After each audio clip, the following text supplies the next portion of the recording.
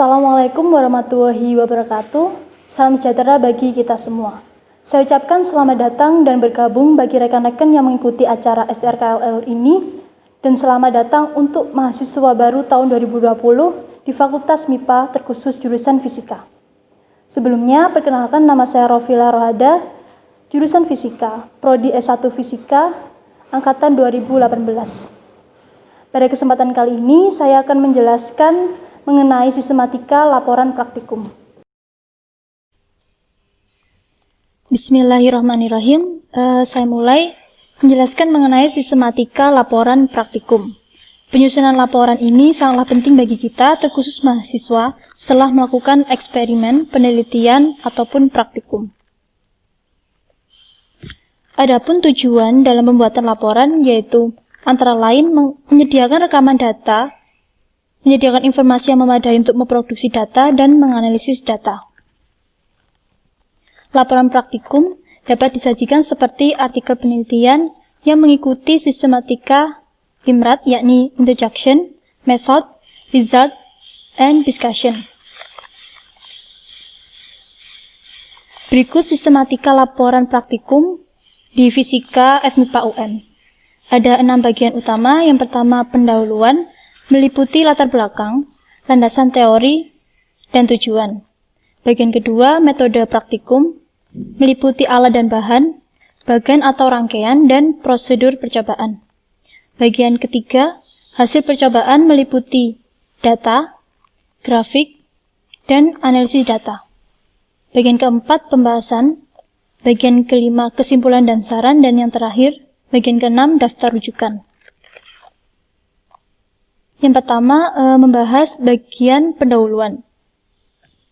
Ada 3 subbagian, yaitu latar belakang, landasan teori, dan tujuan.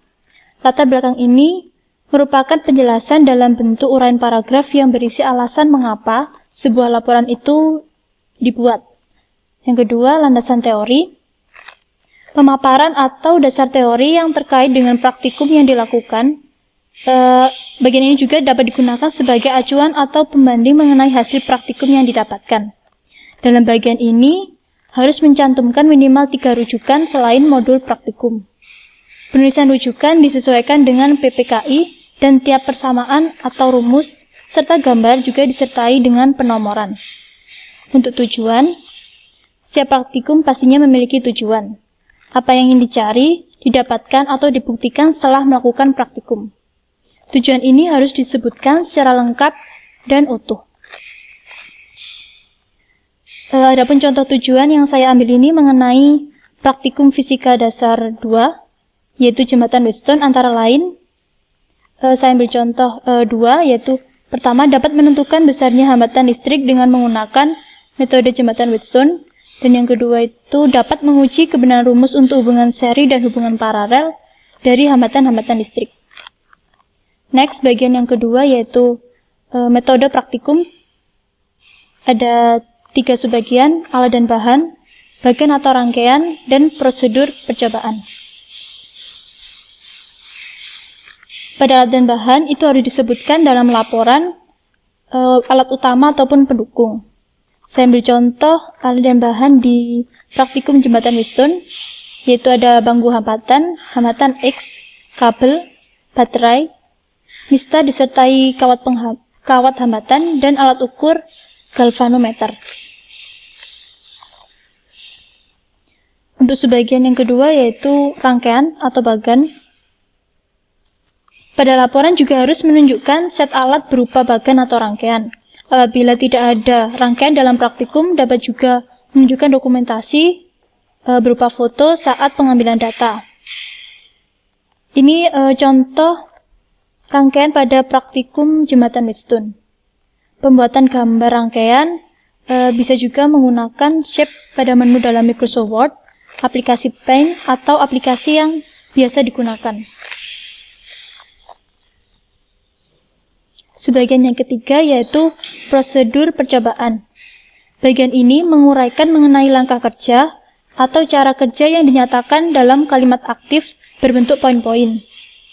Saya ambil contoh di jembatan Wheatstone, yaitu pertama, menyusun rangkaian untuk percobaan dengan hambatan X1, Kedua, menghubungkan rangkaian dengan sumber tegangan arus searah atau baterai, dan seterusnya.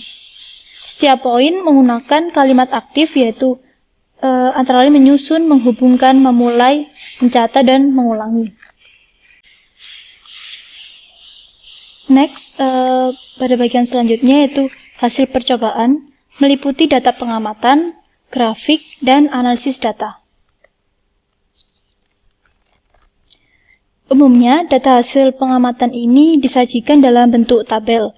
Sebelumnya, kita harus juga menyantumkan NST atau nilai skala terkecil dari setiap alat ukur. Penting juga kita mengetahui dan memahami cara penulisan nilai hasil pengukuran, yaitu penyajian umum yang digunakan untuk menunjukkan kisaran nilai yang diyakini mengandung nilai benar. Contohnya, pada panjang L1, posisi X1, yaitu 52,40 plus minus 0,05, di mana 52,40 ini merupakan estimasi terbaik dan 0,05 ini adalah ketidakpastiannya. Oke, saya ambil contoh menentukan hasil pengukuran pada alat ukur penggaris, yaitu mengukur panjang pensil, di mana skala ini 10 cm, maksudnya dalam satuan cm, panjang pensil itu 4,1 atau di antara 4,1 dan 4,2 atau berada di tengah-tengahnya. Nah, jika kita mengambil 4,2, maka kita juga harus menuliskan ketidakpastiannya. Ketidakpastian ini merupakan setengah atau delta NST-nya, nilai skala terkecil. Bagaimana cara menentukan nilai skala terkecilnya itu? Misal dalam skala 0 sampai 1, terdapat 10 skala di antaranya. Walaupun tidak terdapat angka atau nomor-nomor di setiap skala, tapi itu masih dianggap sebagai skala pada alat ukur penggaris. Jadi NST itu adalah skala yang masih bisa terbaca walaupun tidak ada penomoran atau angka-angkanya. Pada alat ukur penggaris ini 0,1 cm itu untuk NST-nya. Jadi untuk ketidakpastiannya itu adalah setengah dari NST 0,05. Nilai hasil pengukuran tadi sama dengan estimasi terbaik plus minus ketidakpastian. Sehingga nilai hasil pengukuran pensil pada penggaris ini 4,20 plus minus 0,05 dalam satuan cm. Sebagian kedua yaitu grafik, kemudian menghitung ralat relatifnya, yaitu ketidakpastian atau standar deviasi per K, di mana ini adalah variabel yang sebelumnya kita tentukan dikali 100%. Aturan dalam penulisan nilai hasil akhirnya itu bergantung pada persentase ralat relatifnya. Pada praktikum ini didapatkan relatifnya 0,014%, sehingga penulisannya harus 4 angka penting. Aturannya, jika relatifnya kurang dari 1%, maka penulisannya 4 angka penting. Jika relatifnya di antara 1 hingga 10%, penulisannya 3 angka penting. Dan jika ralat relatifnya di atas 10%, penulisannya 2 angka penting. Berikut adalah metode analisis asas kuadrat terkecil. Apabila variabel dalam persamaan dapat divisualisasikan dalam bentuk grafik, maka kita juga bisa menganalisisnya dengan metode ini. Karena sebelumnya kita sudah menganalogikan tiap variabel X dan Y, kemudian dikuadratkan, dikali, kemudian dijumlah juga. Lebih mudah ini menggunakan Microsoft Excel. Metode analisis yang kedua, saya ambil contoh pada percobaan jembatan Wheatstone. Metode analisis ini merupakan uraian penghitungan setiap variabel yang dicari, standar deviasi dan ralat relatifnya yang sebelumnya sudah disinggung. Pada praktikum ini menggunakan metode ralat lambat. Mengapa kita menggunakan ralat ini? Karena persamaan hambatan ini X sama dengan L2 per L1 dikali RB merupakan fungsi yang bergantung pada sejumlah variabel, di mana persamaan hambatan untuk mencari hambatan ini bergantung pada variabel L2, L1, dan RB. Sehingga untuk mencari besar ketidakpastiannya dapat dituliskan seperti persamaan yang di bawah, do X per do L2, do X per do L1, dan do X per do RB.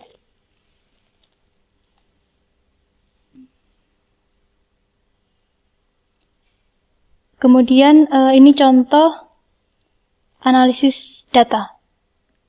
Pada analisis data ini, kita menentukan atau mencari besar hambatan, masih bergantung, maksudnya percobaan jembatan Wheatstone yaitu menentukan hambatan, kemudian kita menentukan standar deviasi atau simpangan bakunya, lalu ralat relatifnya. Nah, untuk penulisan nilai hambatan X1, karena tadi penulisan ini bergantung pada besarnya presentasi ralat relatif, di mana ralat ini 0,32, sehingga penulisannya harus 4 angka penting, sehingga 1,998 ini merupakan 4 angka penting. Mengapa di bagian ketidakpastian ini tidak dituliskan 4 angka penting? Karena pada bagian ketidakpastian ini atau nilai 0,006 ini mengikuti berapa angka, jumlah angka di belakang koma, sehingga penulisannya 1,998 plus minus 0,006 ohm. Pada bagian selanjutnya yaitu pembahasan. Bagian ini membahas mengenai mengapa dan bagaimana suatu fenomena dapat terjadi, membahas mengenai analisis data yang didapat atau interpretasi data, kesesuaian teori, penjelasan mengenai hasil data yang tidak sesuai dengan teori dan bagaimana data itu seharusnya. Pada bagian ini saya contohkan pada percobaan efek Hall yaitu praktikum fisika modern. Ini saya ambil beberapa paragraf saja, tidak seluruhnya. Bagian selanjutnya yaitu kesimpulan dan saran. Pada bagian kesimpulan ini isinya menjawab tujuan. Saya ambil contoh tadi di percobaan efek Hall. Pada tujuannya itu mengetahui jenis pembawa muatan yang mengalir pada penghantar. Nah, pada kesimpulan harus dijelaskan pula atau hasil akhir jenis apa yang membawa muatan ini. Pada kesimpulan dinyatakan elektron. Kemudian jika tujuannya untuk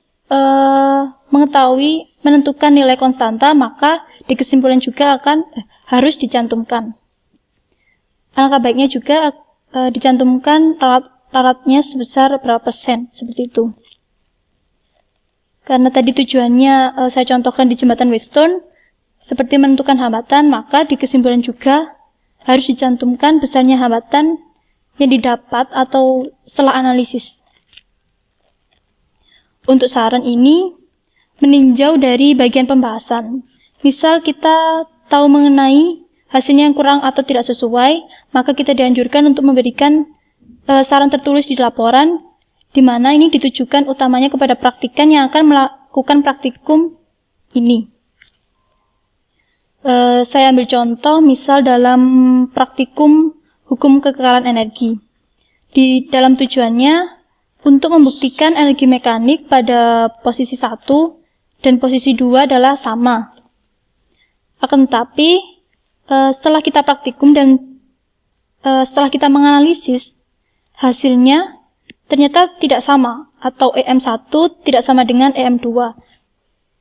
Atau kata lain itu mendekati sama, tetapi memang dilihat dari angka-angkanya tidak sama. Kita bisa meninjau pada saat praktikum, gaya hambatan udara dan massa tali bisa mempengaruhi benda ketika bergerak di udara. Variabel ini kita abaikan dalam menganalisis data dan mengakibatkan hasil akhir yang didapatkan tidak sesuai dengan teori atau bisa juga mendekati teori tersebut. Sebelum saya lanjutkan, karena beberapa slide tadi saya contohkan beberapa praktikum karena memang tidak semua praktikum meninjau atau menggunakan metode yang sama. Misal metode grafik, metode kuadrat kecil ataupun rambat memang tidak digunakan semuanya, tetapi memang kita harus meninjau persamaan apa yang memang sesuai dengan hal tersebut. Seperti itu. Karena tadi awal saya mencontohkan jembatan Wheatstone, maka itu atau dalam analisis itu kita menggunakan metode rambat karena hambatan itu bergantung pada beberapa variabel atau menggunakan turunan parsial. Misal dalam menentukan faktor kalibrasi pada medan magnet bumi, kita menggunakan kuadrat terkecil atau metode grafik seperti itu. Oke, saya lanjutkan pada bagian ke-6 atau yang terakhir, itu adalah daftar rujukan. Setiap kutipan rujukan pada landasan teori harus ditulis di daftar pustaka. Penulisan ini harus disesuaikan pula dengan aturan atau pedoman PPKI. Misal pada nama penulis itu dibalik, terus titik, tahun, titik, judul, dicetak miring, kemudian kota, titik 2, penerbit, seperti itu. Ini ada contoh beberapa penulisan daftar rujukan. Dan di dalam laporan ini minimal mencantumkan 3 rujukan selain modul praktikum. Hendaknya dalam laporan ini nantinya yang rekan-rekan buat dilengkapi dengan judul dan abstrak. Abstrak merupakan deskripsi isi laporan secara singkat, maksimal 200 kata yang terdiri dari tujuan, metode, dan hasil. Ini merupakan bagian penting di dalam abstrak. Ditambahkan pula keyword atau kata kunci yang berada di bagian bawah abstrak. Idealnya laporan diketik menggunakan font Times New Roman ukuran 12, spasi 1,5, menggunakan rata kanan kiri atau justify. Tidak hanya di jurusan fisika saja yang melakukan pembuatan laporan, tetapi di jurusan lainnya juga melakukan yang hal sama. Setelah melakukan penelitian, praktikum, ataupun eksperimen, memang diwajibkan membuat laporan dari hasil penelitian tersebut. Karena tujuannya sebagai rekam data untuk menganalisis yang sudah saya sebutkan di awal. Tambahan bagi saya, bagi rekan-rekan yang akan membuat laporan setelah melakukan praktikum dan atau penyajian laporan kurang dipahami atau kurang jelas, diharapkan untuk segera bertanya, berkoordinasi, ataupun konfirmasi kepada dosen pengampu mata kuliah masing-masing. Saya kira cukup penjelasan dari saya terkait sistematika laporan praktikum. Semoga apa yang saya sampaikan dapat bermanfaat bagi rekan-rekan. Mohon maaf apabila ada salah kata, penyampaian atau isi penjelasan yang tidak jelas atau kurang jelas. Terima kasih saya ucapkan. Wassalamualaikum warahmatullahi wabarakatuh.